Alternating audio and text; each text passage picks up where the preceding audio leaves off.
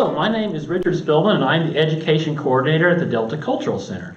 And I'm going to tell you all about something that really brought a lot of the early explorers and brought a lot of the early settlers into this part of Arkansas, and that was the fur trade. Now, a lot of the animals that you see here are animals that you guys have probably seen before. Things like raccoons and squirrels and things like foxes and possums. All those are animals that we kind of take for granted. We think they're kind of fun to look at. It's pretty neat when we see one, right? But before settlers started coming into Arkansas, people would actually come to Arkansas for furs. The fur trade was a main industry as far back as the 1800s here in this part of the country. Now, at that time, Arkansas was not Arkansas. We were part of a territory. So how did we become a state, and what happened? Why did we start going into the fur trade? Well, it actually started with this gentleman right here. His name is Hernando de Soto, and he was an explorer, a Spanish explorer, that came through here back in 1541. Now, Hernando de Soto was not actually looking for furs. What Hernando de Soto was looking for was gold. And he was going through and searching for gold in many places out west. But what he found wasn't necessarily gold. What he found were places with animals. He found streams. He found rivers. He found Native Americans that no one had seen before. So he'd seen all these amazing different things, and he brought back stories of all this wildlife and all this these fancy places and all these great landscapes that we had never seen before. And so people started looking and trying to go out and trying to find out if there's something out there that was of value. So in the 1600s, we started seeing a lot more explorers come through the western part of the country. A lot of them were also religious, because a lot of them knew about the Native Americans that were out here, and so a lot of them thought, well, this is an opportunity to convert a lot of the Native Americans to Christianity. And so one of these gentlemen was Father Jacques Marquette, and a lot of times they would bring explorers with them, such as Louis Gillette. And so these guys came through in the 1600s, and they found pretty much the same thing. They found opportunity that they had never found before. So we started seeing them. We started seeing a wide variety of different explorers. Explorers like Sieur de La Salle as well, who also came about in the 1600s. However, what really took off and what really started getting people coming in to this part of the country happened to do with this gentleman right here, Napoleon Bonaparte. You think, well, Napoleon Bonaparte, what does he have to do with the United States? Well, pretty much west of the Mississippi, a large portion of land from Louisiana up into where modern-day Canada is today, a lot of that was owned by Napoleon Bonaparte. He really did not want all this because he had better things to think about. He thought, well, this land here, I'm not going to use it. It's something I don't want anymore. And so he sold the section of land to the United States very cheap. In 1803, he sold it, and this was what we referred to as the Louisiana Purchase, the large selling of this acreage of land. So from then on out, we started seeing a lot more explorers come through here. Now, we weren't just seeing exploration. Now that we own it, now we can make the best of it. So, President Thomas Jefferson, he hired these two men. You guys may have heard of them before, Meriwether Lewis and William Clark. He hired these two guys to go out and explore further west Mississippi. And they wrote journals, and they took their time, and they were discovering some of the things that were found in the western part of the United States. Well, they brought back stories and pictures of animals they'd never seen before. Black bear, they'd never seen a black bear before. But they brought back the stories, and coyotes, and things that they had never seen before further west. They brought back the stories of these amazing creatures, amazing plants, and things that they had never ever been seen before. So then they started thinking, well, we need to go and we need to do trapping. And there's one main animal they saw that they trapped. There's others too, but there's one that they were after in particular. I'm going to tell you guys what that is here in a few minutes. But we started seeing mountain men. And the mountain men would carry a whole bunch of things with them. They would carry rifles and knives. They would carry, they of course had their horses with them. They would even carry a commons bag. And what was in a commons bag were extra things they would need. Flint and steel, or different, more ammunition for their flintlock weapons, because that's what they had back then. And so these are different items they would carry. They would also carry things for repairing their traps. They would also carry first aid kits. And they weren't really called first aid kits, but they were things they would take in case of an emergency. But they would also carry something that you guys may not realize. They carried sugar and molasses. You're probably thinking, well, how do they want to carry sugar and molasses and things like that? Well, here's the thing. The mountain men knew that the Native Americans were out there, that the Native Americans had knowledge they didn't have. And so they would trade them sugar and molasses and things that the Native Americans wanted in return to be able to hunt and trap in the better places and be able to find animals and better way to trap these animals. And that's why they carried that with them. But they would also carry one more thing. This right here was what they referred to as a Dutch oven. And you think, oh man, that's heavy. It is heavy. It's probably heavier than it looks to you guys. But a Dutch oven was so valuable because it was very sturdy. They could cook for a long period of time on it. It took a lot to crack this thing. And so these were so valuable to people back at this time. Even before this time, Martha Washington actually willed out Dutch ovens in her will. That's how important that these Dutch ovens were. So the lifestyle of a mountain man wasn't exactly like what we see in the movies. You see them going out on their own and doing things by themselves, but it really wasn't quite like that. Usually they'd go in huge groups, 40 to 60 people at a time, and then find a spot, and then they'd branch off to groups of 2 or 3 because they were better protected that way, and that's why they did that. So mountain men would go out, trap a lot of animals, and then they bring back in what they called a rendezvous. And a rendezvous was something where they met in the summertime after trapping season was over, and they'd sell all their goods. And it started off mostly as something that they were doing to sell their materials. But after a while, it turned into a party. After a while, they started having festivities and dances. And so a lot of times here throughout the United States, if you go to a mountain man rendezvous at a state park, that's what you're doing there. You're recreating the lifestyles of mountain men in the summer when they had those rendezvous. So we actually had a place here in Arkansas that was set up just for fur trade, and that was the Arkansas Post. It's found in the southeastern part of the United States, originally owned by the Spanish, and then later it was owned by the French for a time, and then later in the 1800s, this came into English hands, and so the Americans owned it from the 1800s onwards. But first of all, it started off very small, but over time it grew into about 30 buildings, including even a post office and even a cotton gin. That's how much it grew. The Arkansas Post, that was what it was used for, was fur trade. Now, they did try to grow a few crops every now and again. Didn't really work out the way they wanted it to, but tried that, but they went back to originally what it was.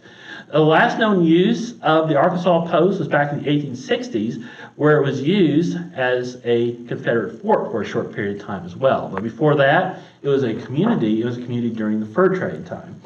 In the 1800s, mink was used mostly for clothing, but we might know them better for what they're used for in the early 20th century, and that is the mink coat.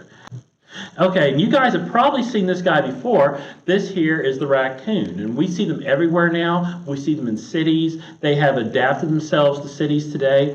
But a raccoon, the reason why they like cities so much is because there's trash, there's food. A raccoon will eat just about anything. We've talked about carnivores, animals that eat meat. We've talked about herbivores, or animals that eat plants. Well, a raccoon is an omnivore, or an animal that will eat just about anything. And they have a lot of things that help them out at night. They actually have this dark patch right around their eyelids there. That's not a coincidence. They have that black point because that helps them to absorb that light in dark conditions. They also have something at the very back of their eye called a tapetum lucidum. And you're probably wondering, what is that? Well, basically, think of it as like a mirror on the back of their eyes. When light shines on it, have you ever shown your light on a nighttime animal like a deer or even your dogs at home? What happens? Like a glow in the back of their eye? Well, what it is it kind of acts like a mirror. It reflects light and helps them to see in nighttime conditions. It gives them a little extra light. Take a look at this picture here, and take a look at that raccoon's hand. They don't have a paw, do they? Like a dog or like a cat or like a lot of these other animals. They have a hand like ours, which they can move around. They have digits. Well, that's why they can get inside your trash bins, and they can get inside places that other animals can't. They have hands like ours that can reach up, pull things out, and grab things that other animals can't get to. And so that's kind of an adaptation that they have. But a raccoon during the fur trade would have been used, for smaller clothing. Of course, we see the mountain men with the raccoon skin caps, but they were used for, a few clothing and things like that. They weren't the highest prize, but they were trapped and they did bring in some money.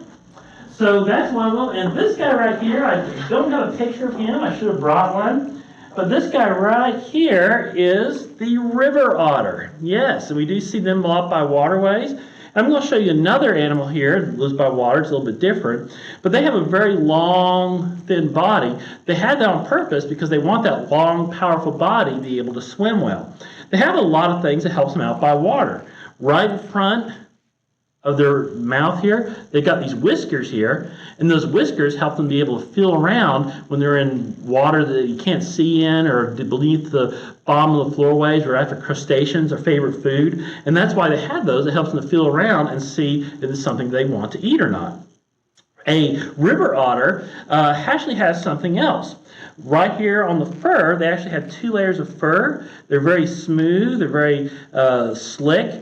And as a matter of fact, their fur has a waterproof quality to it. So if you think about it, if you were a trapper and you were trapping one of these, what would you use it for? Well, kind of like the raincoat back at that time. And so that's one of the highest things that this guy was used for. Okay, so now we're getting to the big guys. These are the ones that were the most valued animal. We've seen this guy before. Absolutely, we have the white-tailed deer. I'm going to hold it up for just a second. I'm going to put it down so you guys can see the fur. But the white-tailed deer was one of the most valued prizes for a lot of our early fur trappers. White-tailed deer was used for a lot of different things. They were used for boxes. They were used for book covers. They were used for trunk covers. They were also used for clothing. And so there's a lot of different things that white-tailed deer that were used for. And white-tailed deer, of course, has been around forever. It's one of the most common type of animals that we have today as well.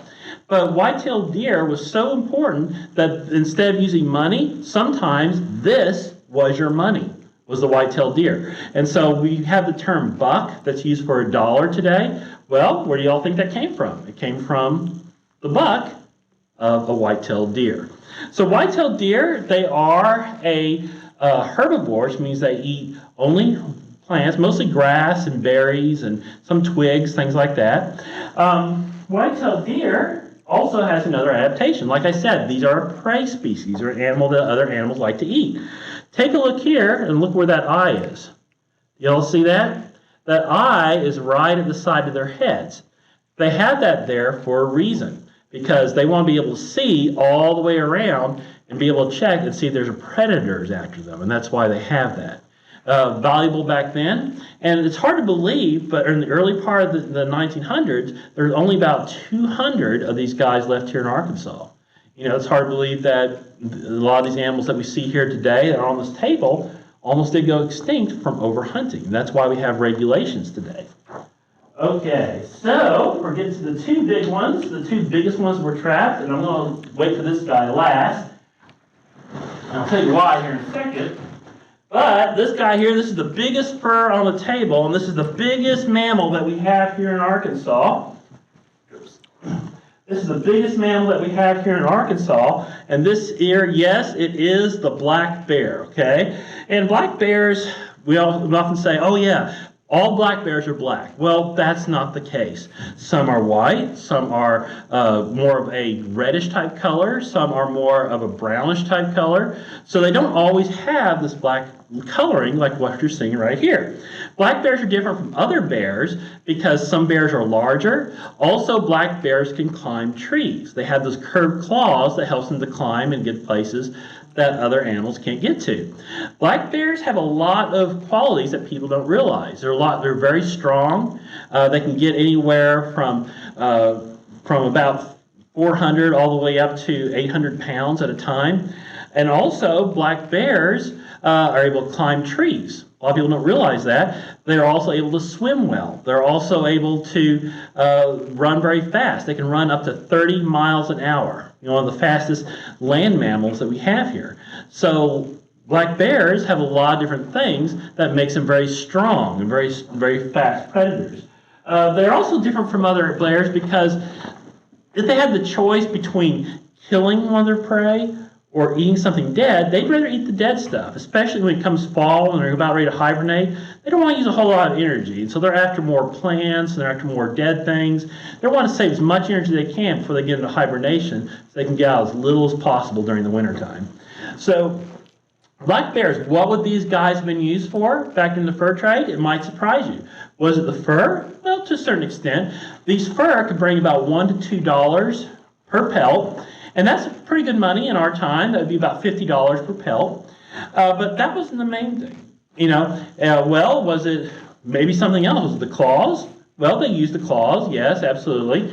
But the thing that they were after the most was actually their fat. You're probably wondering, oh, fat? Why would they want the fat? Well, the fat could be taken and made into a type of oil that was used for a lot of different things. The oil didn't go bad like our oils do today, so it was used for cooking. It was used for lubricating guns, and it was used for just about anything that required some sort of oil to it, and they could store it away, put it somewhere, and they'd bring it out 5 or 6 years later, and it would still be good. And that's why there were so many of them that were captured, and so many of them that were hunted. As a matter of fact, there were so many that here in Arkansas, there's a town called Oil Trough. How'd that get its name? Well, it's not from the oil that you put in your car. It was from bear oil, and that's how the town got its name. But black bears was one of the most valuable mammals that we have here in Arkansas, but it wasn't the most valuable. And I'll tell you what that in here is in just a second.